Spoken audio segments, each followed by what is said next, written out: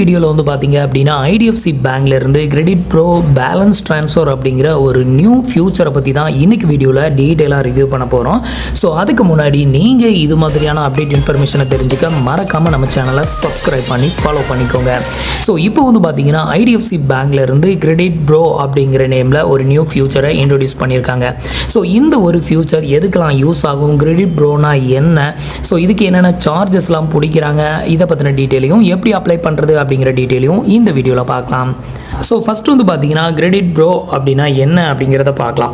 So இது வந்து பார்த்தீங்கன்னா சாம்பிள் ஒரு கிரெடிட் கார்டு மாதிரி வந்து காமிச்சிருக்காங்க. ஸோ இதோட மெயின் ஃபியூச்சர் என்ன அப்படின்னு கேட்டிங்கன்னா, நம்ம வந்து ஏதாவது ஒரு பேங்க்கில் கிரெடிட் கார்டு யூஸ் பண்ணுறோம் அப்படின்னா அந்த கிரெடிட் கார்டுக்கான பில் அமௌண்ட்டை மேக்ஸிமம் எல்லா பேங்க்லேயுமே 45 டேஸ், ஒரு சில பேங்க்கில் 55 நாள் வரைக்கும் கூட இன்ட்ரெஸ்ட் ஃப்ரீ டைம் வந்து கொடுக்குறாங்க. ஸோ அதுக்கப்புறம் நம்ம லாஸ்ட் அந்த யூஸ் பண்ண பேலன்ஸை நம்ம திருப்பி பே பண்ணணும்.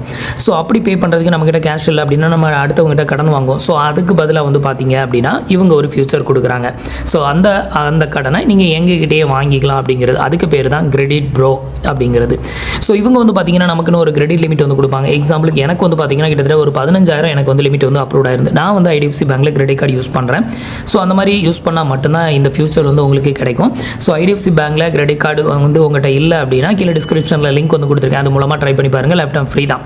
ஸோ இதுவும் வந்து பார்த்தீங்க அப்படின்னா அந்த ஒரு கிரெடிட் கார்டுக்கான பில் அமௌண்ட்டை உங்களால் அந்த டைமில் பே பண்ண முடியலை அப்படின்னா நீங்கள் கிரெடிட் ப்ரோ அப்படிங்கிற இந்த ஒரு அக்கௌண்ட்டில் இருந்து நீங்கள் வந்து உங்களோட கிரெடிட் கார்டுக்கான பில் அமௌண்ட்டை பே பண்ணிக்கலாம். ஸோ இதில் நமக்கு கொடுக்கக்கூடிய இந்த கிரெடிட் லிமிட்டை யூஸ் பண்ணி நீங்கள் கிரெடிட் கார்டுக்கான பில் அமௌண்ட், அந்த கிரெடிட் கார்டுக்கு பேலன்ஸை ட்ரான்ஸ்ஃபர் பண்ணி அதோட பில் அமௌண்ட்டை பே பண்ணிக்க முடியும். இதோட மெயின் ஃபியூச்சர் என்ன அப்படின்னு கேட்டிங்கன்னா, கிட்டத்தட்ட உங்களுக்கு 105 நாள் வரைக்கும் இன்ட்ரெஸ்ட் ஃப்ரீ டைம் வந்து கொடுக்குறாங்க. ஸோ நீங்கள் கிரெடிட் கார்டு வந்து யூஸ் பண்ணுறீங்க அப்படின்னா உங்களுக்கு மேக்ஸிமம் 55 டேஸ் வரைக்கும் தான் இன்ட்ரெஸ்ட் ஃப்ரீ டைம் வந்து கொடுப்பாங்க. ஸோ இந்த கிரெடிட் ப்ரோ பேலன்ஸ் ட்ரான்ஸ்ஃபரில் வந்து பார்த்தீங்கன்னா அப் டு 105 டேஸ் உங்களுக்கு இன்ட்ரெஸ்ட் ஃப்ரீ டைம் வந்து கொடுத்துருக்காங்க. ஸோ இந்த 105 நாள் அப்படிங்கிறது எப்படி கொடுக்காங்க அப்படிங்கிறதையும் உங்களுக்கு பின்னாடி எக்ஸ்பிளைன் பண்ணுறேன், வீடியோவை ஃபுல்லாக பாருங்கள்.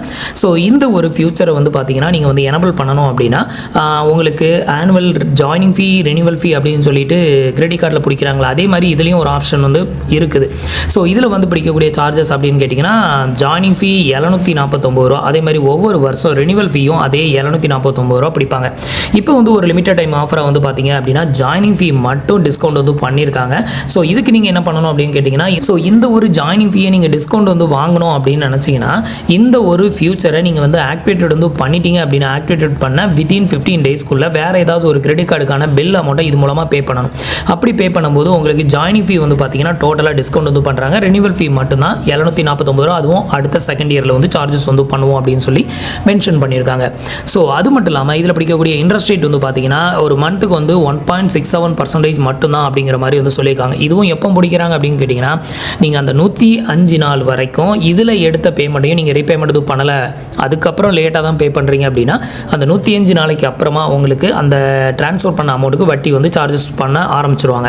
ஸோ அப்படி சார்ஜஸ் வந்து பண்ணும்போது 1.67% பெர் மந்த்துக்கு வந்து இன்ட்ரெஸ்ட் வந்து சார்ஜஸ் வந்து பண்ணுறோம் அப்படிங்கிற மாதிரி வந்து சொல்லியிருக்காங்க.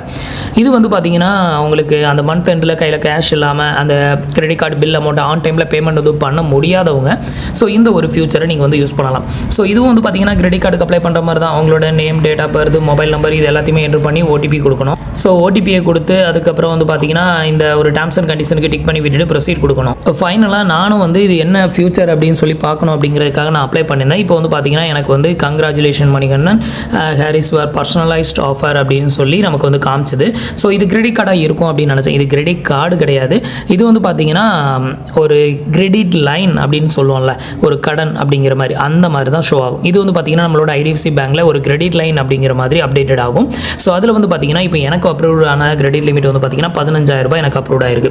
ஸோ இன்கேஸ் எனக்கு ஒரு கிரெடிட் கார்டில் வந்து அமௌண்ட் பே பண்ணணும், என்கிட்ட கேஷ் இல்லை அப்படிங்கிற பட்சத்தில் அந்த கிரெடிட் கார்டு டீட்டெயிலை என்ட்ரு பண்ணி இந்த அமௌண்ட்டை நம்ம அங்கே ட்ரான்ஸ்ஃபர் பண்ணி அதுக்கான பில் அமௌண்ட்டை பே பண்ணிக்கலாம். மற்றபடி இந்த ஒரு அமௌண்ட்டை உங்களோட பேங்க் அக்கௌண்ட்டுக்கு ட்ரான்ஸ்ஃபர் பண்ண முடியுமா அப்படின்னு கேட்டிங்கன்னா டெஃபினட்டாக முடியாது.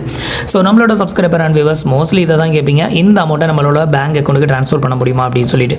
ஸோ இதில் அவங்களே மென்ஷன் பண்ணியிருக்காங்க, இது பேங்க் அக்கௌண்ட்டுக்கு ட்ரான்ஸ்ஃபர் ஆகாது, ஏதாவது ஒரு கிரெடிட் கார்டுக்கான பில் அமௌண்ட்டை பே பண்ணுறதுக்கு வேணால் இந்த ஒரு லிமிட்டை நீங்கள் யூஸ் பண்ணிக்கலாம் அப்படின்னு சொல்லி மென்ஷன் பண்ணியிருக்காங்க. அடுத்தது வந்து பார்த்தீங்கன்னா இப்போ இதில் உள்ள பேலன்ஸ் பேலன்ஸை நம்ம யூஸ் பண்ணுறோம். அப்போ இதுக்கு ஏதாவது சார்ஜஸ் வந்து பிடிப்பாங்களா? ஆல்ரெடி ஜாயினிங் ஃபீ ரெனிவல் ஃபீன்னு ஒன்று பிடிச்சிட்டாங்க. இது போக வேறு ஏதாவது ஃபீ வந்து இருக்குதா அப்படின்னு கேட்டிங்கன்னா இருக்குது. நீங்கள் ஒரு டைம் பேலன்ஸ் வந்து ட்ரான்ஸ்ஃபர் வந்து பண்ணுறீங்க அப்படின்னா அதுக்கு ப்ராசஸிங் ஃபீ அப்படின்னு சொல்லிட்டு வந்து சார்ஜஸ் வந்து பண்ணுறாங்க. ஸோ இதில் வந்து பார்த்தீங்கன்னா நீங்கள் வந்து ஒரு டைம் நீங்கள் கிரெடிட் கார்டுக்கு பணத்தை வந்து இந்த அக்கௌண்ட்லேருந்து ட்ரான்ஸ்ஃபர் வந்து பண்ணுறீங்கன்னா அதுக்கு வந்து ப்ராசஸிங் ஃபீ வந்து பிடிக்கிறாங்க. இது வந்து பார்த்தீங்கன்னா எவ்வளோ பிடிக்கிறாங்கன்னா 2% மினிமம் வந்து பார்த்தீங்கன்னா 499 ரூபா.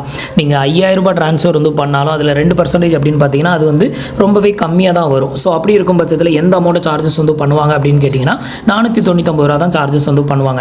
ஸோ நீங்கள் வந்து அதிகமான அமௌண்ட் ட்ரான்ஸ்ஃபர் வந்து பண்ணும்போது உங்களுக்கு மோர் தென் 500 ருபீஸ்க்கு மேலே சார்ஜஸ் வந்துச்சு அப்படின்னா அப்போது கேல்குலேஷன் வந்து பார்த்தீங்கன்னா 2% அப்படிங்கிறத எடுத்துக்குவாங்க.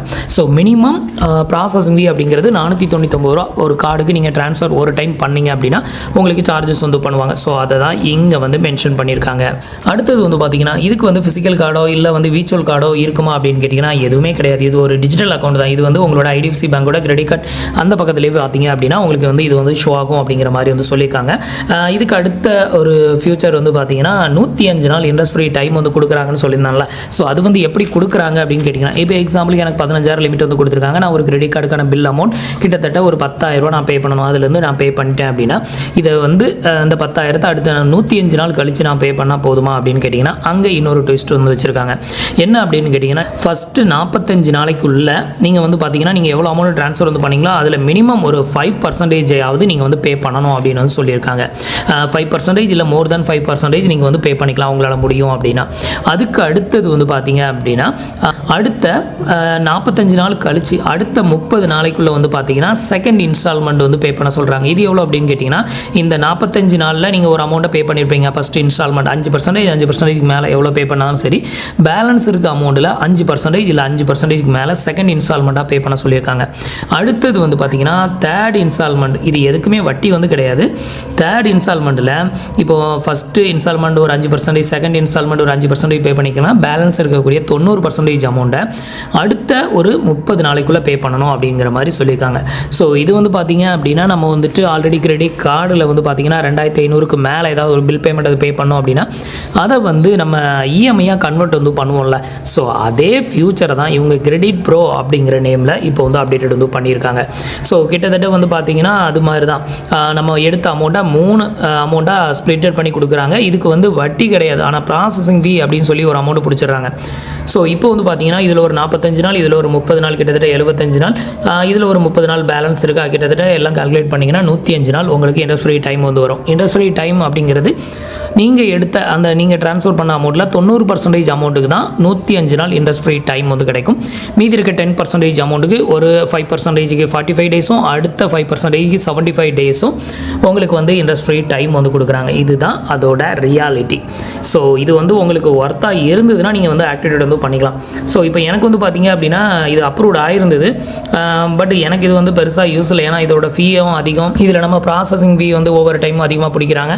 திருப்பி 105 நாளைக்கு மேலேயும் நீங்கள் பே பண்ணலைன்னா அதுக்கு வட்டி வந்து போட ஆரம்பிச்சிருவாங்க. ஸோ அதையும் இங்கே வந்து மென்ஷன் பண்ணியிருக்காங்க. ஸோ ரொம்ப கேர்ஃபுல்லாக இருந்துக்கோங்க. உங்களுக்கு யூஸ் ஆகும் அப்படின்னா நீங்கள் ப்ராசஸ் வந்து பண்ணலாம். இப்போ வந்து ப்ரொசீட் வந்து கொடுத்துட்டோம் அப்படின்னா உடனேவே ஆக்டிவேட்டட் ஆகி நம்மளோட ஐடிஎஃப்சி பேங்க் மொபைல் பேங்கிங் அப்ளிகேஷனில் இது வந்து அப்டேட்டட் ஆயிடும். அதுக்கப்புறமா நம்ம பில் அமௌண்ட்டை பே பண்ணுறதுக்கு நம்ம இதை யூஸ் பண்ணிக்கலாம். இது வந்து ஐடிஎஃப்சி பேங்கோட கிரெடிட் கார்டு ஹோல்டருக்கு மட்டும்தான் இது வந்து கொடுத்துருப்பாங்க அப்படின்னு நினைக்கிறேன். ஸோ உங்களுக்கு ஒர்த்தாக இருந்தால் ட்ரை பண்ணி பாருங்கள். நீங்கள் வெப்சைட்டில் போயிட்டு கிரெடிட் ப்ரோ ஐடிஎஃப்சி பேங்கோட கிரெடிட் ப்ரோ பேலன்ஸ் ட்ரான்ஸ்ஃபர் அப்படின்னு அடித்து சர்ச் பண்ணி பாருங்கள். உங்களுக்கு வந்து இது வந்து அங்கே வந்து காமிக்கலாம். ஸோ அது மூலமாக நீங்கள் வந்து அப்ளை வந்து பண்ணிக்கலாம். இன்றைக்கி வீடியோ அவ்வளோதான். ஸோ இன்றைக்கி நான் உங்களுக்கு சொல்ல வந்த இந்த இன்ஃபர்மேஷன் உங்களுக்கு ரொம்பவே யூஸ்ஃபுல்லாகவும் இன்ஃபர்மேட்டிவாகவும் இருந்திருக்கும் அப்படின்னு நினைக்கிறேன். இன்ஃபர்மேட்டிவாக இருந்ததுன்னா மறக்காமல் உங்களோட ஃப்ரெண்ட்ஸ் அண்ட் ரிலேட்டிவ்க்கு ஷேர் பண்ணுங்கள். நீங்கள் இன்னும் நம்ம சேனலுக்கு சப்ஸ்கிரைப் பண்ணலாம். சப்ஸ்கிரைப் பண்ணி சப்போர்ட் பண்ணுங்கள். ஒரு சின்ன மோட்டிவேஷனலாக இருக்கும். தேங்க்ஸ் ஃபார் வாட்சிங்.